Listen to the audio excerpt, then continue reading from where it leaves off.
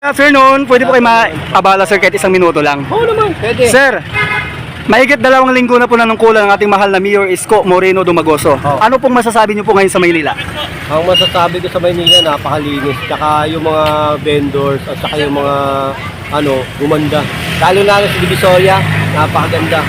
Yun ang masasabi ko. Okay yung panunungkulan ni Isko Moreno. Bumalik siya ulit na gumanda yung Maynila at lumuwag yung kalsada. Yan ang importante kasi kapag masikip ang kalsada, maraming vendors, abala sa amin mga rider yan. Yan, sa mga pasaya, sa mga pumapasok sa school, mga ganyan, pag traffic, sobra abala. Kaya pabor ako sa ginawa ni Isko na paglilinis sa Maynila. Okay po sir. Anong mensahe niyo po sa ating mahal na Mayor Isko Moreno Dumagoso? Kay Mayor Isko Dumagoso, yan. Mayor, sana patuloy lang, dire-diretso lang yung ginagawa niyong pagbabago sa Maynila. Alam ko naman, matagal pa lang, kahit nung una pa lang kayo nanalo sa pagka-mayor, talagang gumanda ang Maynila. Kaya sana pagpatuloy nyo lang yung ginagawa niya. Tsaka good health sa inyo, Mayor, para sa araw-araw nyo pag 24 hours na walang tulog. Yan, magandang gawin nyo lang yun, Mayor. Kaya ang pinaka-the best na Mayor sa buong Metro Manila. Okay. Maraming salamat sir. God bless you po. Okay, salamat. Thank you. Thank you. Okay lang pong maabala kahit isang minuto lang. Ma'am, tanong ko lang po. Mahigit 2 linggo na pong nanungkulan ng ating mahal na Mayor Isko Moreno Dumagoso. Ano pong masasabi niyo po ngayon sa Maynila? Well, for me po, based po sa nakikita ko sa surroundings natin, umaliwalas po talaga, malinaw po yung paligid and luminis po. Ito lang po. Yung mga basura po before nakikita ko sa kalsada na sobrang sakit po talaga sa mata at nakakainis po is ayaw naman po, kinukuha po on time ng mga truck ng basura. So yun naman po, maganda po yung improvement ng Manila. Ayun. So anong mensahe niyo po sa ating mahal na Mayor Isko Moreno Dumagoso, ma'am? So yun lang po sir, pero gusto ko lang po mag-thank you sa kanya sa pag-improve po ng Maynila sa pagpapalinis ng Maynila ulit. Yun lang po. Okay. Ma'am, bilang estudyante, nagpapatupad ang ating mahal na Mayor Isko Moreno Dumagoso ng curfew. Anong masasabi niyo po doon?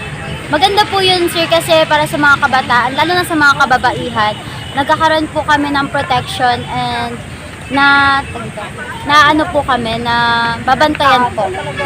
Ayun lang po. Maraming salamat po ma'am ha. God bless you po. Thank you po. Sir, nung pwede po kayo maabala kahit isang minuto lang. Yes. Okay lang po ba? Sir, mahigit na pong 2 linggo nanungkulan ng ating mahal na Mayor Isko Moreno Dumagoso. Ano pong masasabi niyo po ngayon sa Maynila?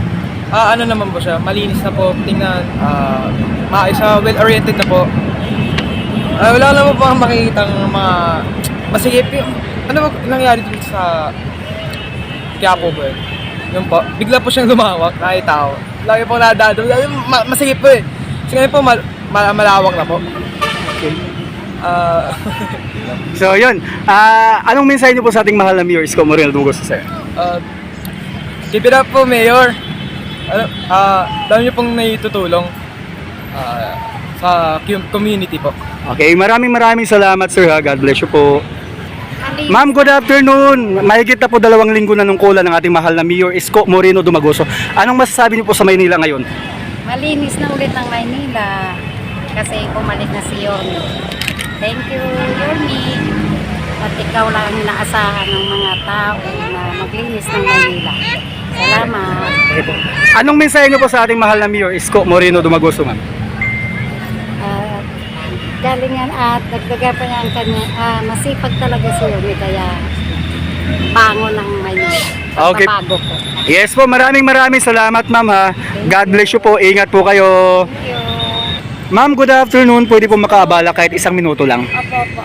Ma'am, tanong ko lang po. Mahigit 2 linggo na pong nanungkulan ng ating mahal na Mayor Isko Moreno Dumagoso. Ano pong masasabi niyo po ngayon sa Maynila? Actually po, first day pa lang, ramdam na po yung kalinisan ng Maynila. Masaya po. Tapos hindi na po nakakaya at proud na po na masabi na taga Maynila po ako. At syempre, proud kami na si Isko po ang nanalo bilang mayor. Maraming salamat ma'am. Anong mensahe niyo po sa ating mahal na Mayor Isko Moreno Dumagoso? Ay, siguro po kailangan unahin niya, huwag po nakalimutan yung kalusugan niya. Okay, naintindihan naman po natin na kailangan niya tayong tulungan, pero kailangan din natin siya. So, pinaka-importante yung kalusugan niya, ingatan niya. Kasi pag nagkasakit siya, wala din. So, lagi po siyang mag-ingat, huwag kalimutan kumain ng 3 beses sa isang araw, masustansyang pagkain, vitamins po. Siyempre, ang pinaka-importante, yung tulog niya, huwag nang kakalimutan. Maraming salamat, ma'am. God bless you. Na-touch po ako sa sinasabi mo, no? Ramdam ko po. Yes po. Thank you po.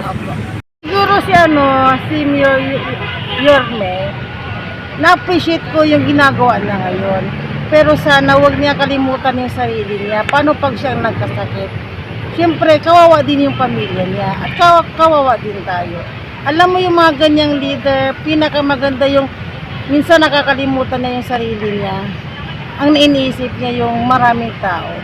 Opo, kaya ngayon isa na siya sa dinadalangin ko araw-araw na sana si Yorme lagi safe, malusog, huwag magkasakit. Opo. Opo. Kasi kailangan natin siya eh. Kailangan po natin talaga siya. 101%. Okay po, At ma'am. saka panatag na po yung loob ko na si Yorme ang ating mayor ngayon. Opo, ma'am.